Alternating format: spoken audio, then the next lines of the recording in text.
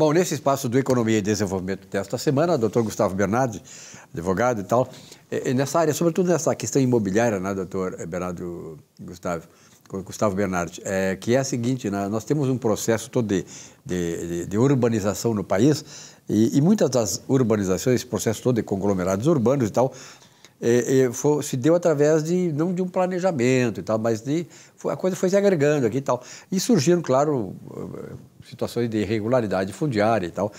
E hoje nós temos essa questão de regularização imobiliária. Como é que está? É verdade, Silvio. São milhões e milhões de imóveis irregulares no Brasil inteiro. Existem alguns focos, algumas cidades que são mais irregulares do que outras. Cidades que tiveram um crescimento dos seus limites de forma desordenada. Sabe que o povo, enfim, a construção civil, ela vai indo, né? Aonde tem espaço, ela vai indo e as pessoas vão fazendo loteamentos, vão fazendo condomínios, nem sempre regulares, né?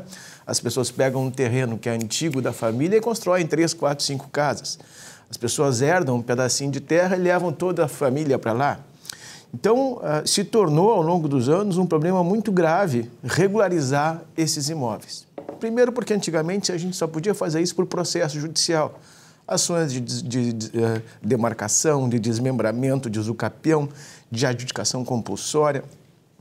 Todas essas ações, antes, elas se processavam na vara dos registros públicos aqui no estado do Rio Grande do Sul, né? Então, tu imagina, milhões e milhões de imóveis, centenas de milhares de processos e uma vara só para julgar isso.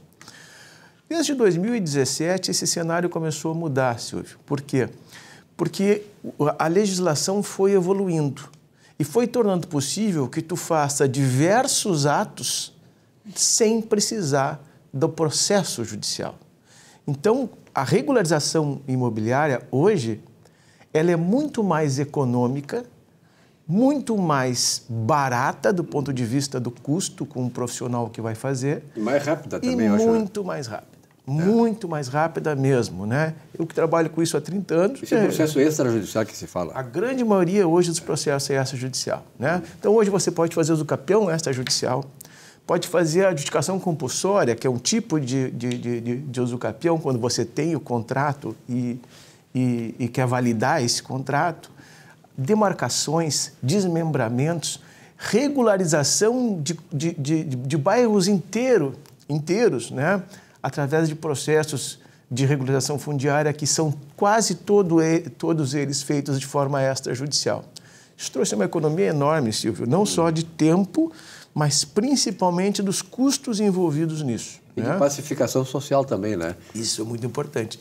Então, hoje, não é incomum você organizar uma associação de bairro e esta associação de bairro encaminhar a regularização de todo aquele bairro, né?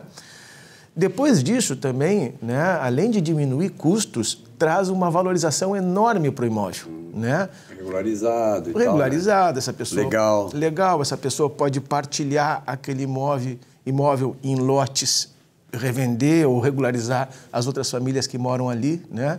Então, a legislação, nesse ponto, no Brasil, ela é muito eficiente, né? Sabe que o Brasil sempre teve as regras de direito imobiliário mais modernas do mundo, desde a criação do BNH, das antigas legislações de hipoteca, hoje da alienação fiduciária, né? O Brasil tem uma regra legal muito, muito eficiente para a parte imobiliária, né? E o que a gente percebe hoje, Silvia, é que está se criando profissionais especializados nessa parte extrajudicial, que muitas vezes não são nem advogados, né? Corretores de imóvel, engenheiros, né? O que as pessoas têm que entender é que este procedimento, embora ele seja extrajudicial, ele é extremamente técnico. Não dá para fazer com quem não saiba fazer, porque não vai dar certo, né?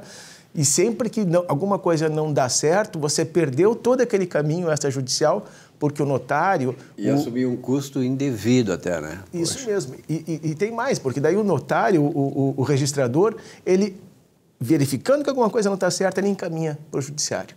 Daí você perde um tempão, né?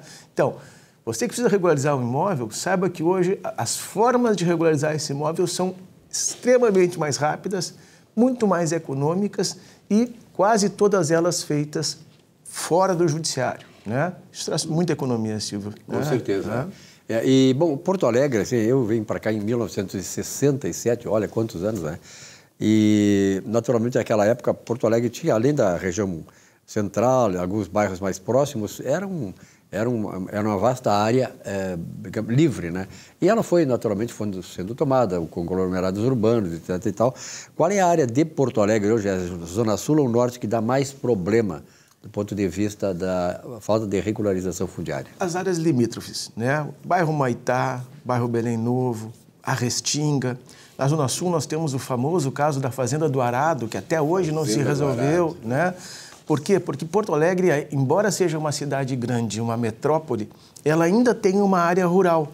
Então, há uma série de limitações nesse espaço rural que ainda margeia, que circunda Porto Alegre, que tu não pode fazer um loteamento, que tu não pode fazer um condomínio, de que os terrenos têm uma área muito grande. Ela tem que se tornar urbana. E ela tem que se tornar urbana, né? Então, isto é uma atitude que tem que ser demandada pelo município, né? O órgão administrador, a prefeitura, tem que tomar essa iniciativa, encaminhar essas legislações.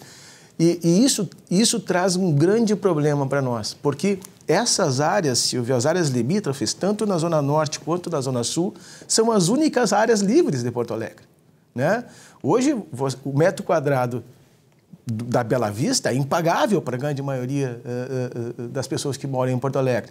Então, o empreendedor ele vai para essas áreas limítrofes, onde ainda tem terrenos livres, né? E ele se depara muitas vezes com uma impossibilidade de executar aquele projeto, porque aquela área ali não é urbana, né? Então, isso ainda é o grande gargalo aqui de Porto Alegre, né?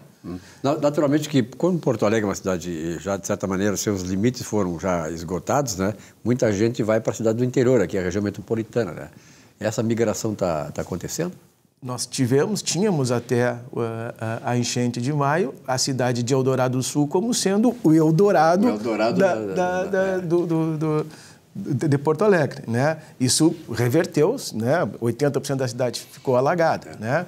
Mas a gente ainda vê Gravataí, Canoas, tivemos um empreendimento em Canoas agora que em 6 ou 8 horas todos os terrenos foram vendidos, né?